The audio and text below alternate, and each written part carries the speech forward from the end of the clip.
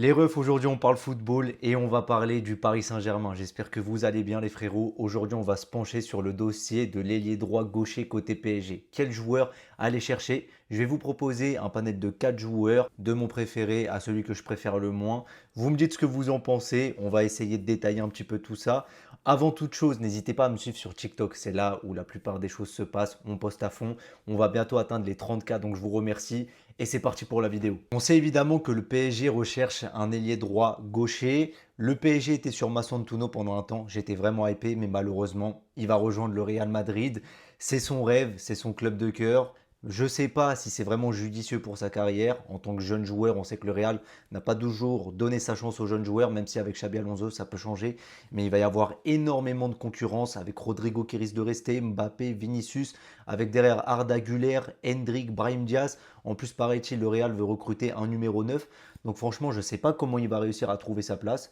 Mais écoutez, c'est son choix, on respecte. Donc maintenant, le dossier Mastantuono, c'est terminé. Et on va se pencher sur mon premier choix, les frérots. C'est Ryan Mathis Cherki, les frérots.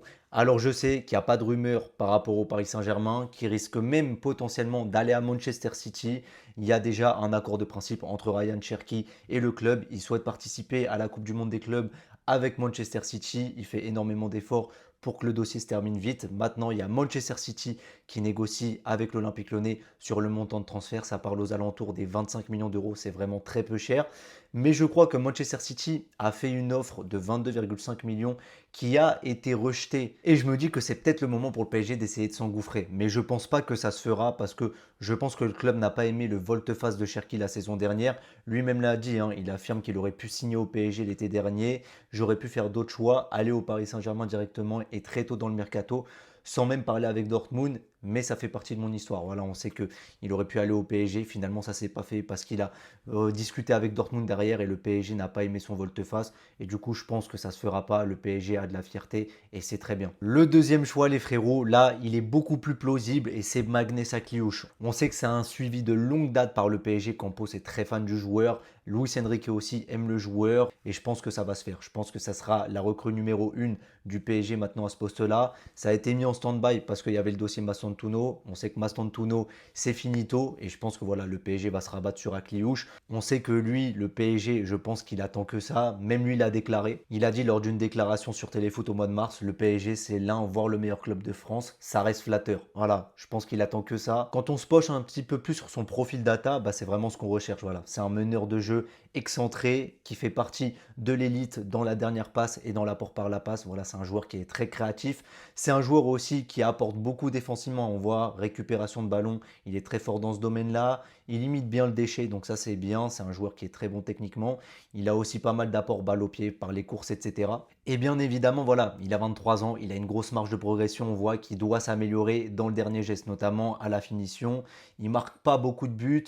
Il a du mal à terminer ses occasions, mais ça, je suis sûr que sous les ordres de Luis Enrique, ça va se régler et on pourrait avoir un Magnus Akliouche qui devient beaucoup plus létal devant les cages, en plus d'apporter sa créativité qu'il apporte déjà aujourd'hui à Monaco. On peut voir aussi une petite comparaison data par rapport à Mastantuono. Évidemment, ça va prendre à la légère parce que Mastantuono joue malgré tout dans un championnat qui est bien plus faible que la Ligue 1. Mais voilà, ça permet de faire un petit comparatif par rapport au profil des deux joueurs, même si encore une fois, c'est à prendre avec des pincettes. On passe au choix numéro 3, les frérots. Moi, c'est mon coup de cœur, ça fait longtemps que j'en parle. Francisco Conceição, l'ailier droit gaucher qui joue à Porto. Je pense que vous avez tous vu, hein, tout simplement, son match face à l'Allemagne, sa deuxième mi-temps quand il est rentré en cours de jeu. Il a fait un match de zinzin, une entrée de fou. Il a mis un magnifique but.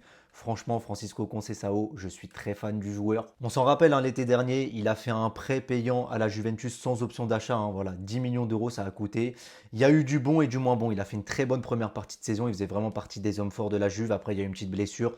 Et sur la deuxième partie de saison, la Juve a coulé. Et ça a été un petit peu plus compliqué aussi pour Conceição qui a un petit peu perdu sa place de titulaire. Mais voilà, il reste jeune. Il est retourné à Porto. Je pense que pour 35-40 millions d'euros, il va pouvoir être disponible. Il n'y a toujours pas de rumeur qu'il envoie au Paris Saint-Germain, mais je me dis que c'est peut-être un dossier qui se travaille à l'abri des regards, à l'abri des radars, et on n'est pas à l'abri que d'un coup ça pop et qu'on nous sort une rumeur Francisco Conceição, done deal d'un coup. Par rapport à son profil data, bon, ça date de début novembre, mais voilà, il faisait un très gros début de saison, c'est là où il était à l'apogée de sa saison. Après, il y a eu une blessure et ça a été un petit peu plus compliqué. Mais début novembre, voilà, c'était peut-être le meilleur joueur de la Juventus. Il faisait partie de l'élite dans quasiment tous les domaines. Dribble réussi, passe clé, action offensive, goal assist, les assists, les courses progressives. Voilà, il faisait partie des 92 meilleurs pourcents parmi les 5 grands championnats à son poste. Franchement, voilà, on voit que c'est un joueur, un profil un petit peu différent de Cherki d'Akliouche. C'est pas réellement un meneur de jeu excentré. Lui, c'est vraiment plus un ailier parce qu'il est percutant, c'est un très bon dribbleur.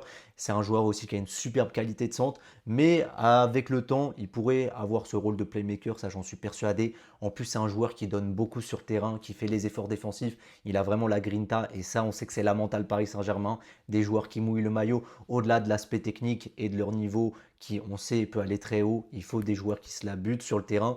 Et c'est le cas de Francisco Conceição. Donc je me dis que ça pourrait être intéressant, même si à l'heure actuelle, il n'y a pas de rumeur. Et pour finir, mon quatrième choix, je sais que celui-là, j'en ai parlé sur TikTok, ça n'a pas trop plu, mais voilà, c'est pour ça que je le mets en quatrième choix, c'est Harvey Elliott. 22 ans, qui joue à Liverpool. Cette saison, il a très peu joué sous les ordres de Arne Slot. Avec Jürgen Klopp, il a vraiment pas mal joué, notamment la dernière saison de Klopp. C'était vraiment un élément important de l'équipe. Cette saison, il a beaucoup moins joué. On voit 822 minutes de jeu cette saison, toutes compétitions confondues. Ça fait même pas 10 matchs pleins. Faut noter aussi qu'il y a eu une blessure de 2 mois entre septembre et novembre. Ça a un peu freiné le truc aussi. Mais voilà, on voit que Arne Slot, il semble ne pas trop compter sur lui. Il a un contrat qui court jusqu'en 2027. C'est peut-être le moment opportun pour Liverpool de le vendre encore à un bon prix. Je pense aux alentours des 30 millions d'euros. Ça pourrait se faire. On voit un petit peu son profil data de la saison dernière. Donc voilà, c'était à compter du 3 janvier 2024. On voit que par rapport au milieu de terrain de Première Ligue, il était premier dans beaucoup de compartiments du jeu. Et si on regarde plus en détail, on voit par rapport aux joueurs de Première Ligue en termes de passes clés, de duels défensifs gagnés, de carrying, ça veut dire de courses progressives, etc., d'actions qui mènent à quelque chose. Il faisait vraiment partie de l'élite. C'est un joueur intéressant. Moi, Harvey Elliott, il a 22 ans, donc encore une fois, il a une marge de progression. Ça fait plusieurs années qu'à Liverpool, il est là, il joue, mais il n'a jamais réussi à trouver sa place de titulaire. C'est un joueur pareil qui se la donne beaucoup sur le terrain. Moi, ça j'aime beaucoup. Il a la grinta, il a un gros volume de jeu. Première Ligue oblige. Mais voilà, les supporters de Liverpool vous le diront, c'est un joueur qui a une très bonne patte gauche, il a une très bonne vision de jeu. On voit par rapport aux passes clés, c'est un joueur qui trouve toujours des très bons angles de passe. En plus de ça, voilà, je ne l'ai pas évoqué avec les autres joueurs, mais voilà, Harvey Elliott, c'est un joueur qui est polyvalent. Il peut jouer, il est droit, il pourrait très bien jouer faux numéro 9 dans le système de Lucho, il pourrait jouer au milieu de terrain. C'est un joueur qui est vraiment assez malléable. Il peut jouer à peu près tous les postes. Maintenant, je le mets en quatrième choix parce que je ne pense pas que le PSG va se pencher dessus. On sait que les Anglais, en dehors de la première ligue, c'est toujours un petit peu compliqué. Mais voilà, moi, c'est un joueur que j'apprécie particulièrement. J'aime beaucoup regarder Liverpool. Et Harvey Elliott, notamment la saison dernière, c'est un joueur qui m'a beaucoup plu. J'aime beaucoup son style de jeu. Mais honnêtement, je pense pas que ça se fera, même s'il pourrait y avoir une opportunité de marché. Je pense aux alentours des 30 millions. Mais je pense que voilà, avant ça, il y aura Akliouche, potentiellement Conceição et peut-être même une opportunité Ryan Cherki, on ne sait pas. Donc voilà les frérots, c'est tout pour cette vidéo. N'hésitez pas à me dire ce que vous en pensez dans les commentaires. Lequel joueur vous préféreriez au PSG parmi les joueurs que je vous ai cités. Et on se retrouve très vite pour une prochaine vidéo. Ciao les refs.